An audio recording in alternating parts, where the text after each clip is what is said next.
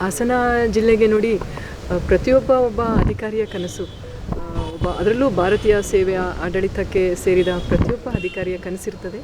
ಒಂದು ಜಿಲ್ಲೆಯಲ್ಲಿ ಒಬ್ಬ ಜಿಲ್ಲಾಧಿಕಾರಿಯಾಗಿ ಸೇವೆ ಸಲ್ಲಿಸಬೇಕು ಅಂತ ಹೇಳಿ.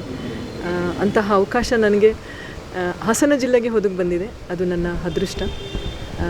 ನನ್ನ ಪ್ರಾಮಾಣಿಕವಾಗಿ ನಿಷ್ಠೆಯಿಂದ ಮತ್ತು ದಕ್ಷತೆಯಿಂದ ಮತ್ತು ನಮ್ಮ ಹಾಸನಾಂಬೆಯ ಆಶೀರ್ವಾದದಿಂದ ಮತ್ತು ನಮ್ಮ ಸಂವಿಧಾನಾತ್ಮಕ ಒಂದು ನಿಯಮಗಳ ಅಡಿಯಲ್ಲಿ ನಾನು ಕೆಲಸ ಮಾಡ್ತೇನೆ ಅಂತ.